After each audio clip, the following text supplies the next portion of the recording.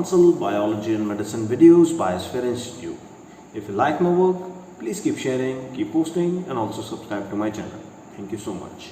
तो स्टूडेंट्स हमारे पास unit number 5 that is human physiology of your class +1 biology, इसमें हमारा थर्ड चैप्टर चल रहा था. First chapter was digestion and absorption.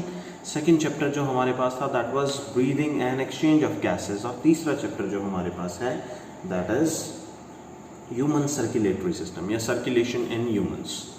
तो जब हम ह्यूमन सर्कुलेटरी सिस्टम के बारे में पढ़ता हैं, पहले 2 वीडियो लेक्चर हमारे कंप्लीट हो चुके हैं. वीडियो लेक्चर नंबर 1 में हमने कुछ बेसिक कॉन्सेप्ट्स किए थे. वीडियो नंबर 2 के अंदर हमने आरबीसी ब्लड प्रोफाइलिंग को स्टार्ट कर लिया था. लेक्चर नंबर 1 में हमने प्लाज्मा की प्रोफाइलिंग कर ली थी. लेक्चर नंबर 2 में हमने पहला सेल्यूलर कंपोनेंट पढ़ा था दैट वाज आरबीसी. तो आज के वीडियो लेक्चर में हम क्या करने जा रहे हैं, हम सेकेंड सेल्यूलर कंपोनेंट यानी डब्ल्यूबीसी की डिटेल करने जा रहे हैं. तो डब्ल्यूबीसी की डिटेल में सबसे पहला पॉइंट, इसका बायोलॉजिकल नाम, the name is leucocytes. They are also called as leucocyte, क्योंकि ल्यूको वर्ड का मतलब होता है कलरलेस और डब्ल्यूबीसी के पास कोई कलर नहीं होता है. No doubt they are regarded as और they are refer to as white blood cells, लेकिन फिर भी इनकी बॉडी कलरलेस होती है. They are having no color. Cyte means cell, leuco means no color. No color cells. They are colorless and their shape is amoeboid. इनके पास pseudopodia होते हैं जिनकी हेल्प से लोकोमोट कर पाते हैं और इनकी शेप होती है अमीबॉइड. आपको अमीबा की शेप पता होगा. रीजन हमने फर्स्ट यूनिट के अंदर जब प्रोटोजोआस किए थे तब हमने उसमें अमीबा की स्ट्रक्चर को देखा था. नेक्स्ट इंपॉर्टेंट टर्म, जब डब्ल्यूबीसी का काउंट किया जाता है तो जो टर्म दी जाती है that is known as TLC, that is total leucocyte count. मतलब ओवरऑल डब्ल्यूबीसी के 5 के करीब टाइप्स होते हैं. उन सभी टाइप्स को कलेक्टिवली काउंट कर लिया जाए तो हमारे पास टोटल नंबर ऑफ डब्ल्यूबीसी आते हैं जिन्हें टोटल ल्यूकोसाइट मतलब डब्ल्यूबीसी होता है. टोटल डब्ल्यूबीसी काउंट यानी टोटल ल्यूकोसाइट काउंट आता है. द वैल्यू इज 6000 to 8000 पर क्यूबिक mm. ओके, इसका काम क्या होता है? डब्ल्यूबीसी इन्फेक्शन के अगेंस्ट फाइट करते हैं, ये हमारा इम्यून सिस्टम बिल्डअप करते हैं. इनके पास स्यूडोपोडिया होते हैं जिनकी हेल्प से मूव कर पाते हैं. ये कैपिलरीज में से निकल जाते हैं. लिम्फ का एक कंपोनेंट डब्ल्यूबीसी भी होता है. जब ब्लड कैपिलरीज जो कि सिंगल लेयर होती हैं इनमें से ब्लड पास हो रहा होता है तो ब्लड का जो प्लाज्मा होता है वो डब्ल्यूबीसी के साथ कैपिलरी में से निकल के टिश्यूज के पास चला जाता है. डब्ल्यूबीसी इस तरीके से क्यों निकल गए? क्योंकि पहली बात ये अमीबॉइड शेप है, कैसी भी शेप ले सकते हैं. दूसरा, इनके स्यूडोपोडिया की हेल्प से डायपिडिसिस करते हैं. It is diapedesis, it is the movement of WBC out from capillaries to the tissues. Diapedesis, movement of WBC. Okay, उसके बाद में नेक्स्ट एक और टर्म होती है टीएलसी की बजाय DLC, that is differential leucocyte count. जब इंडिविजुअल इसके 5 टाइप का अलग अलग काउंट मेजर किया जाए, जैसे स्पेसिफिक डिजीज में किसी में इसका टाइप 1 का काउंट डिस्टर्ब हो जाता है, किसी में टाइप 2 का काउंट डिस्टर्ब हो जाता है, तो अलग अलग डब्ल्यूबीसी टाइप्स का अलग अलग काउंट मेजर करना that is known as differential leucocyte count. वो देखा जाता है जैसा डॉक्टर की रिकमेंडेशन होगी, क्या वो आपको टोटल ल्यूकोसाइट काउंट करवाने के लिए बोलता है या 5 टाइप्स का अलग अलग एनालिसिस करना चाहता है, तो उसी हिसाब से आपको रिकमेंडेशन भी मिल जाती है. DLC and TLC. अब कुछ कंडीशंस की बात करते हैं. Condition number 1 is leukaemia. आपने नाम बहुत सुना होगा, ब्लड कैंसर. ये बहुत ही आजकल के टाइम में तो कॉमन हो गया है, छोटे छोटे बच्चों को भी इवन हो रहा है. इसमें मेजर दिक्कत क्या आती है, जो मदर सेल्स होती है आपके बोन मैरो के अंदर जो डब्ल्यूबीसी बनाती हैं, ल्यूकोब्लास्ट की बात हो रही है, वो डिफेक्टिव हो जाते हैं. तो उनको जो रूटीन अमाउंट डब्ल्यूबीसी का, यानी कि मैं बात कर रहा हूँ 6000 से 8000, इसको मेंटेन करना था, उसे ढंग से मेंटेन नहीं कर पाती हैं. जब डब्ल्यूबीसी का काउंट अगर ढंग से मेंटेन नहीं होगा तो दिक्कत क्या रहने वाली है, इसकी वजह से ब्लड कैंसर हो जाता है. जब डब्ल्यूबीसी का काउंट एबनॉर्मली राइज करता है क्योंकि डिफेक्टिव मदर सेल ज़रूरत से ज़्यादा डब्ल्यूबीसी बना रही है. There is abnormal rise in WBC count, it is more than 80,000. और इवन 1 लाख के करीब पहुंच जाता है ल्यूकेमिया के केस में। दूसरी कंडीशन का नाम है leucocytosis. It is increase in total leucocyte count, और आपकी बॉडी का टोटल ल्यूकोसाइट काउंट तभी बढ़ता है जब आपको बैक्टीरियल या वायरल इन्फेक्शंस होते हैं। ये याद रखिएगा, एक temporary increase in TLC value कब होता है, जब आपको बैक्टीरियल या वायरल इन्फेक्शंस होते हैं। That condition is known as leucocytosis. ये इंडिकेटर होती है कि डब्ल्यूबीसी इन्फेक्शन को फाइट करने के लिए अपना नंबर बढ़ा रही है। ठीक है, एबनॉर्मली नहीं बढ़ेगा कि वो 70-80 हज़ार रुपए तक 70-80 हज़ार तक काउंट चला जाए। जनरली हमारे पास जो ल्यूकोसाइटोसिस होता है इसमें जो काउंट है वो 15,000 तक एक्सीड कर जाता है। ल्यूकेमिया गलती से फिर से लिखा गया था, leukaemia, leukocytosis, leukocytopenia that is decrease in TLC. ये भी बैक्टीरियल वायरल इन्फेक्शन के केस में होता है। तो फिर हम पता कैसे कर पाएंगे कब इंक्रीज कब डिक्रीज? जनरली इंक्रीज करता है, लेकिन टाइफाइड और एड्स के केस में आपकी जो डब्ल्यूबीसी के टाइप है वही डिस्ट्रॉय होते हैं। इसी वजह से टीएलसी यानी 6,000 से 8,000 तक की जो वैल्यू आपको बताई गई है उसमें डिक्रीज आएगा। Okay, that is the case of leukocytopenia. Okay, is it fine to you? चलिए आगे मूव करते हैं। नेक्स्ट है हमारे पास डब्ल्यूबीसी के टाइप्स। अगर डब्ल्यूबीसी के टाइप देखे जाएं तो इसके दो टाइप्स हैं हमारे पास, एक है ग्रेन्युलोसाइट और second one are agranulocyte. What is the difference between granulo and agranulo? आपके सामने यहाँ पे आपको दिखाई पड़ रहे होंगे। ग्रेन्युलोसाइट का मतलब एक ऐसी डब्ल्यूबीसी, यहाँ पे मैंने अमीबॉइड शेप बनाई है, एक ऐसी डब्ल्यूबीसी जिसके साइटोप्लाज्म में बेसोफिलिक या हम कहें एसिडोफिलिक ग्रेन्यूल्स होते हैं, स्पेसिफिक ग्रेन्यूल्स। राइबोसोम और प्रोटीन के कॉम्प्लेक्स होते हैं इन एक्चुअली। अच्छा, अगर साइटोप्लाज्म में ग्रेन्यूल्स नहीं मिलेंगे तो अग्रेन्युलोसाइट हो जाएगा। अगर साइटोप्लाज्म में आपको ग्रेन्यूल्स दिखाई देते हैं तो वो ग्रेन्युलोसाइट हो जाएगा। ओके, वैसे तो मैंने आपको बताया कि ये कलरलेस होता है। ग्रेन्यूल्स देखने के लिए आपको स्टेन देना पड़ेगा। They are stained by specific dyes. Granules को स्टेन करने के लिए आपको स्पेसिफिक डाई देनी पड़ेगी, जैसे कि एसिडिक डाई दे दी, बेसिक डाई दे दी या न्यूट्रल डाई दे दी। इनका न्यूक्लियस लोब्ड होता है, बायलोब, ट्राइलोब्ड, मल्टीलोब्ड ऐसी कंडीशन आती है, लेकिन इस केस में सिंगल लोब न्यूक्लियस ही होता है। सिंगल लोब मतलब एक जनरलाइज सा ऐसा वो फॉर्म दे दिया, that is single lobe. Bilobed के केस में कुछ ऐसा न्यूक्लियस बनता है, बायलोब्ड, ऐसे ट्राइलोब्ड भी हो जाएगा। ओके, इन्हें PMNL कहते हैं, पॉलीमॉर्फोन्यूक्लियर ल्यूकोसाइट। पॉलीमॉर्फोन्यूक्लियर, इसके केस में न्यूक्लियस की जो मॉर्फोलॉजी है वो अलग अलग तरीके की मिल रही है। कभी वो बायलोब्ड है, कभी वो ट्राइलोब्ड है, कभी वो मल्टीलोब्ड है। ल्यूकोसाइट तो आपको पता है WBC का टाइप होता है। तो ये PMNL क्लास +2 में इंपॉर्टेंट होता है, +1 में ये क्वेश्चन नहीं आता है। PMNL +2 में आप ह्यूमन हेल्थ के बारे में पढ़ेंगे, कई सारे डिजीज भी करवाए जाएंगे उस दौरान आपको, तो उस दौरान ये PMNL की फुल फॉर्म बोर्ड के एग्जाम में आती है, तो इसे याद कर लीजिएगा, पॉलीमॉर्फोन्यूक्लियर ल्यूकोसाइट। इनके 3 टाइप्स हैं, कौन कौन से? Acidophil, basophil and neutrophil. अगर अग्रेन्युलोसाइट की बात की जाए, इसमें साइटोप्लाज्म में कोई ग्रेन्यूल्स दिखाई नहीं देंगे, इसका न्यूक्लियस लोब्ड मल्टी लोब्ड नहीं होता है, सिंगल लोब्ड ही मिलेगा, और इसके 2 टाइप्स हैं, मोनोसाइट एंड लिम्फोसाइट। अब सबसे बड़ा इशू कहाँ पे आता है? सबसे बड़ा इशू आता है ये याद रखने में कि असिडो बेसो न्यूट्रो ग्रेन्युलोसाइट का एग्जाम्पल है या अग्रेन्युलोसाइट का, क्योंकि जब आप एग्जाम अटेम्प्ट करते हैं यहाँ पे तो ठीक है, आपने फ्रेशली सुना है इसे, जब आप एग्जाम देने बैठते हैं तब आपको यही नहीं याद आता कि असिडो बेसो और न्यूट्रो ग्रेन्युलो के टाइप थे या अग्रेन्युलो के टाइप थे। तो इस चीज को याद रखने के लिए एक सिंपल सा तरीका है, क्या? तरीके का नाम है एल्म। एल्म यानी कि फिटकरी। एल्म में ए रिप्रेजेंट करता है अग्रेन्युलोसाइट को, अग्रेन्युलोसाइट। एल रिप्रेजेंट करता है लिम्फोसाइट्स को, एंड एम रिप्रेजेंट करता है मोनोसाइट को। ओके, तो अग्रेन्युलो के 2 टाइप हैं, lympho and mono. ALM, Elm यानी फिट करी।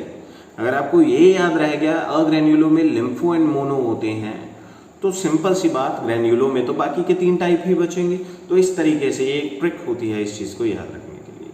आगे हम मूव ऑन करते हैं WBC के DLC पे, यानी कि हर लेवल को हम डिटेल के अंदर स्टडी करेंगे। ओके, तो यहाँ पे मैंने कुछ कॉलम चार्ट बनाया हुआ है, ज़रा ध्यान से देखिए कॉलम चार्ट में कितनी चीज़ें हैं।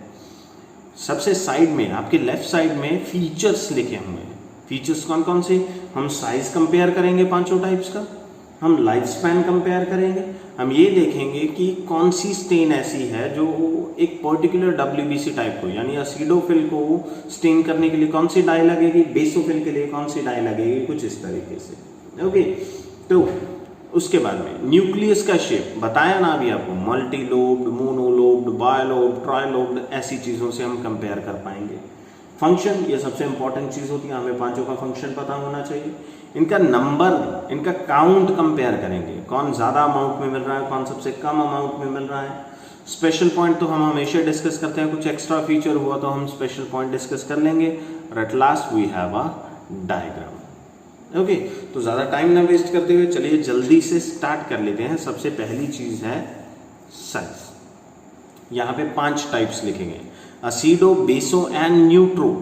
एक एसिड, एक बेस, एक न्यूट्रल, ये तीनों है टाइप किसके, ग्रेन्युलोसाइट के।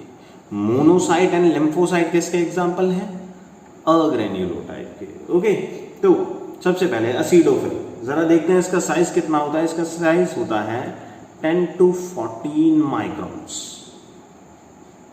ओके, बेसोफिल का जो जो इसका साइज होता है दैट इज 8 to 10 माइक्रॉन्स, और ये सबसे स्मॉलेस्ट ल्यूकोसाइट नहीं, ग्रेन्युलोसाइट है। ग्रेन्युलो में 3 टाइप पता है आपको, ग्रेन्युलोसाइट,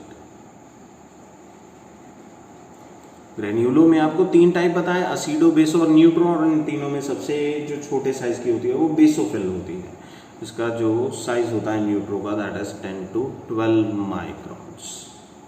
अगर बात की जाए मोनो एंड लिम्फो की, मोनो का जो साइज आता है दैट इज 12 to 20 माइक्रॉन्स, बहुत बड़े साइज की होती हैं।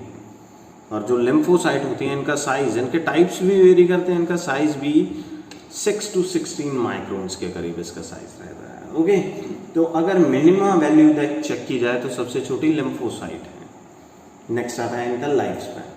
लाइफ स्पैन वैसे वेरी करता है, कई ऐसी सेल्स होती हैं जो सारी उम्र आपके साथ चलती रहती हैं, जैसे कि चिकन पॉक्स के लिए जो मेमोरी सेल बनेगी WBC का टाइप, वो सारी उम्र ही आपके साथ चलती रहती है। कुछ अगर हम कहें कि ब्लड स्ट्रीम में रह रही है वो ज़्यादा टाइम तक सर्वाइव कर पाती हैं, कुछ टिश्यू फ्लूइड्स में ज़्यादा टाइम तक सर्वाइव कर पाती हैं। तो वैसे तो लाइफ स्पैन वेरी करता है, लेकिन अगर हम एक वैल्यू कंसिडर करें जो कि आपको नीट के एग्जाम में इंपॉर्टेंट होगी, तो मैं आपको एक वैल्यू बता देता हूँ। असिडोफिल का लाइफ स्पैन होता है 14 आवर्स के करीब। बेसोफिल का जो लाइफ स्पैन होता है वो होता है 10 आवर्स के करीब। न्यूट्रोफिल्स का जो काउंट होता है 12 आवर्स के करीब हो जाता है। ओके, अगर बात की जाए मोनोसाइट की तो लेस देन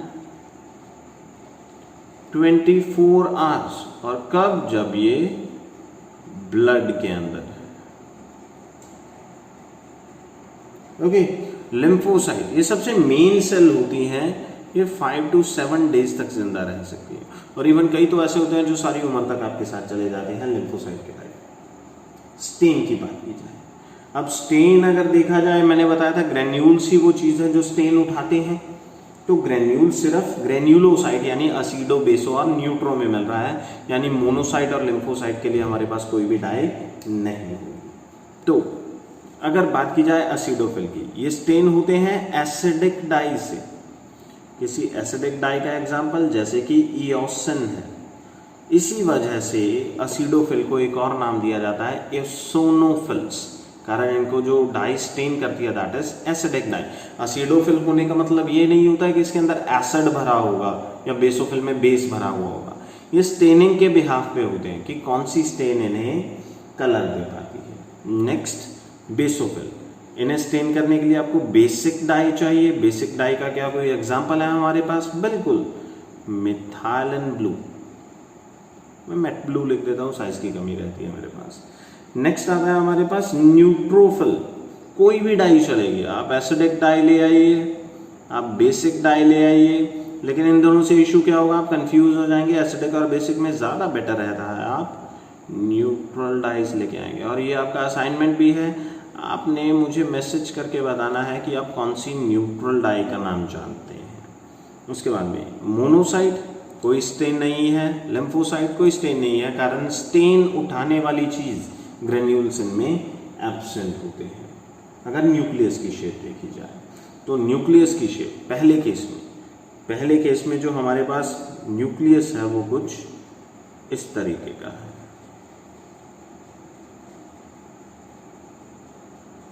अब कितने लोब्स दिखाई दे रहे हैं, दैट इज बायलोब्ड। अगर नेक्स्ट की बात की जाए, आपकी ड्राइंग अच्छी है, मुझे पता आप सभी अच्छा बना लेंगे इसे।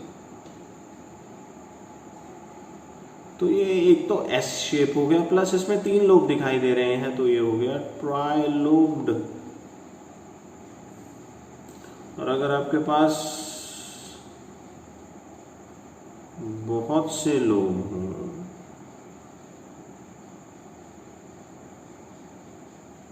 तो आप बन जाते हैं मल्टी लोब्ड। न्यूट्रोफिल में ये पैटर्न चलेगा, पहले 2 हैं, फिर 3 हैं, फिर मल्टी हो गया। ओके अगर मोनोसाइट की बात की जाए, मोनोसाइट का जो न्यूक्लियस होता है वो बीन शेप या हम कह लें किडनी शेप होता है। कैसे, अगर बड़ी सी सेल रहेगी तो उसके अंदर न्यूक्लियस कुछ ऐसा दिखाई पड़ेगा, बीन शेप या किडनी शेप। लास्ट आता है हमारे पास लिम्फोसाइट का केस। इतना बड़ा न्यूक्लियस होता है इसका, लार्ज साइज की, सारा का सारा साइटोप्लाज्म बेचारा किनारे की तरफ धकेल दिया जाता है। लार्ज ओवल शेप, इतना बड़ा साइज कि सारा का सारा साइटोप्लाज्म बेचारा पेरिफेरी की तरफ धकेल दिया जाता है। न्यूक्लिएटेड होते हैं ये सभी सेल्स। ओके उसके बाद में नेक्स्ट आता है इनका फंक्शन क्या है। एसिडोफिल काम करते हैं जब आपकी बॉडी में पैरासिटिक इन्फेक्शन है। कोई पैरासिटिक इन्फेक्शन आप जानते हैं जो आपकी, जैसे आपके पेट में कीड़े हो गए, इसके अलावा मलेरिया का पैरासाइट आपकी बॉडी में, एनोफिलीज से आने वाला प्लाज्मोडियम, तो उस केस में भी एसिडोफिल काम करेंगे। लेकिन इनकी दिक्कत क्या रहती है, इनकी सिक्रीशन पैरासाइट के लिए तो हार्मफुल है ही, लेकिन खुद बॉडी के लिए भी हार्मफुल होती है, तभी इनका मिनिमल यूज उठाया जाता है। ओके उसके बाद में बेसोफिल का काम क्या है। बेसोफिल से 3 सिक्रीशन आती हैं। हेपेरिन जो खून को पतला करता है, हिस्टामिन वैसोडाइलेटर है, ये ब्लड वेसल्स को डायलेट कर देता है जिससे टारगेट साइट पे ज़्यादा ब्लड पहुंचता है। अगर टारगेट साइट जहाँ पे भी इन्फेक्शन हुआ है वहाँ पे ज़्यादा ब्लड पहुंचेगा तो वो जगह रेड हो जाएगी, ज़्यादा ब्लड की वजह से वो फूल जाएगी, यानी वहाँ पे एलर्जी आ जाएगी। तो ये एलर्जी कॉज करता है, एलर्जिक रिएक्शन पार्टिसिपेशन, ये इसका फायदा होता है। I hope this is fine to you. Last है सेरोटोनिन, ये वैसोकंस्ट्रिक्टर होता है, ब्लड प्रेशर बढ़ाने में हेल्प करेगा। ओके नेक्स्ट आता है neutrophil. These are first to reach site of infection. जहां पे भी इन्फेक्शन हुआ है वहां पे सबसे पहले कौन पहुंचेगा, न्यूट्रोफिल। ये उस पर्टिकुलर चीज को, जो भी फॉरेन पार्टिकल बॉडी में आए हैं उन्हें खा जाएगा। They are phagocytic in nature. Okay तो फैगोसिटिक होने के बाद अगर मान के चलिए, आपने देखा होगा कई बार आपके चेहरे पे पिंपल्स हो जाते हैं। अभी तो आपकी एज है, आप प्यूबर्टी की तरफ मूव करके चुके हैं। पिंपल्स के केस में आपने देखा होगा पिंपल के अंदर कई बार येलो सा फ्लूइड डिस्चार्ज वगैरह इकट्ठा हो जाता है। वो एक्चुअल में क्या होता है, आप सभी उसे नॉर्मल भाषा के अंदर पस बोलते हैं। पिंपल के अंदर पस है। एक्चुअल में पस सेल्स होता क्या है, ये पस सेल्स होते हैं डेड और डिस्ट्रॉय हो चुके न्यूट्रोफिल्स। न्यूट्रोफिल जब इन्फेक्शन से फाइट करता हुआ डाई कर जाता है तो उसका क्या बनता है, उसका बनता है पस सेल्स। उसके बाद मोनोसाइट्स, इन्हें स्कैवेंजर्स कहा जाता है। They are called as scavengers, और इस स्कैवेंजर पॉइंट को नीड के अंदर इंपॉर्टेंट मार्क कर लीजिएगा।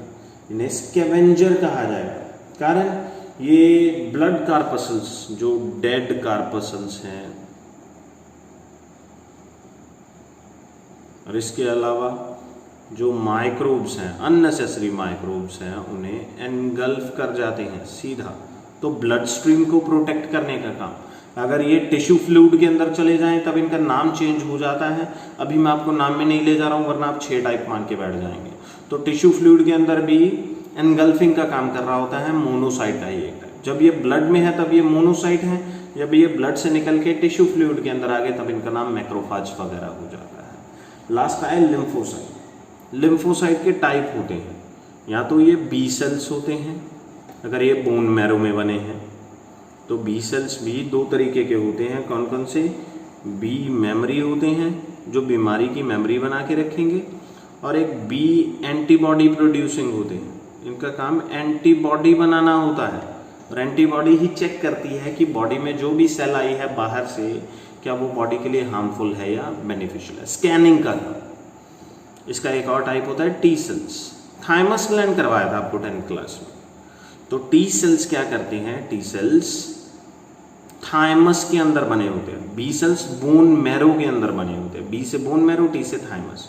इसके भी 3 टाइप बनते हैं। टी किलर, जो डायरेक्टली किल करते हैं बैक्टीरिया को। टी मेमोरी, जो बीमारी के पैथोजन की मेमोरी बना के रखेंगे, नेक्स्ट टाइम सेम पैथोजन आया तो उसे जल्दी ठीक कर दिया जाएगा। आपका वैक्सीनेशन भी इसी प्रिंसिपल पे काम करता है। चलिए, मेमोरी के बाद नेक्स्ट है हमारे पास टी सप्रेसर। बीमारी खत्म होने के बाद इम्यून सिस्टम को, सप्रेसर के स्पेलिंग गलत हो गए, हाँ सप्रेसर।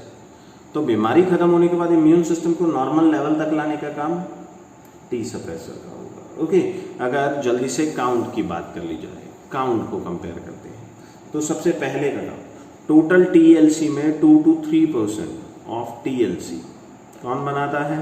एसिडोफिल का फ्रैक्शन बनाता है। सबसे मिनिमम मिलने वाले, सबसे कम मिलने वाले 0.5 to 1% they are found minimum, सबसे कम मिलते हैं हमें, दे आर बेसोफिल। इसके अलावा मैक्सिमम मिलने वाले 60 to 65% they are found maximum. 5 types में से सबसे ज्यादा मिलेंगे न्यूट्रोफिल्स। अगर मोनोसाइट्स की बात की जाए ये 6 to 8% मिलते हैं। और अगर बात की जाए लिम्फोसाइट की, ये 3rd लाइन ऑफ डिफेंस बना रहे हैं, बहुत से काम कर रहे हैं। आप देखिए 25 या 20 to 25% के करीब मिलते हैं। I hope this is fun to. उसके बाद में कोई स्पेशल पॉइंट देखते हैं। स्पेशल पॉइंट मैं बीमारियों के नाम ही लिख देता हूँ। Ascariasis, hay fever, pollen allergy का केस होता है। हे फीवर, जब कई बार गुलाब सूंघने से, या मैं कहूँ कि फीवर नॉट फीवर, कई बार मधुमक्खी काटने से नॉर्मल इंसान का तो क्या होगा, हल्की सी स्वेलिंग आएगी, 2 मिनट दर्द होगा, वो अपना काम करना शुरू कर देगा। लेकिन कई पर्सन्स को क्या होता है, मधुमक्खी काट जाए 4 दिन वो अपने बिस्तर में ही पड़े रहते हैं। बॉडी में स्वीयर एलर्जी आ जाना, आंखों में स्वेलिंग आ जाना, सांस लेने में तकलीफ आना। कई लोगों को पॉलन एलर्जी होती है, गुलाब सूंघते ही बुरा हाल हो जाता है उनका, और इवन एनाफाइलेटिक शॉक वगैरह आ गया तो वैसे ही डेथ हो जाती है। That worst condition of hyper allergy is known as hay fever. तो उनमें एसिडोफिल काम करते हैं। बेसोफिल मैंने बताया था, इन्हें पुलिसमैन ऑफ बॉडी फ्लूइड्स कहा जाता है। ये घूमते फिरते रहते हैं, जहां पे भी फॉरेन पार्टिकल मिलेगा उसे पकड़ के एनगल्फ कर जाएंगे। तो डायग्राम की बात की जाए, ये है ना, एक सेल बनाइएगा अमीबॉइड शेप। ये चार्ट कल आपने अपलोड करना है ग्रुप के अंदर, सभी ने कंप्लीट करके। तो एसिडोफिल में एक अमीबॉइड शेप बनाइए, ग्रेन्यूल्स बनाइए और ऐसा न्यूक्लियस बना दीजिए। बेसोफिल में अमीबॉइड शेप बनाइए, ऐसा न्यूक्लियस रखिए और ग्रेन्यूल्स लगा दीजिए। बाकी आप समझदार हैं कि कैसे चीजें बनेगी। तो आज WBC के कॉन्सेप्ट में इतना ही है। I hope you like the lecture, आपको चीजें समझ में आई होंगी। तो नेक्स्ट लेक्चर में हम ब्लड प्लेटलेट्स और ब्लड क्लॉटिंग के बारे में देखेंगे। आज के लिए फिलहाल इतना ही है। Thank you so much.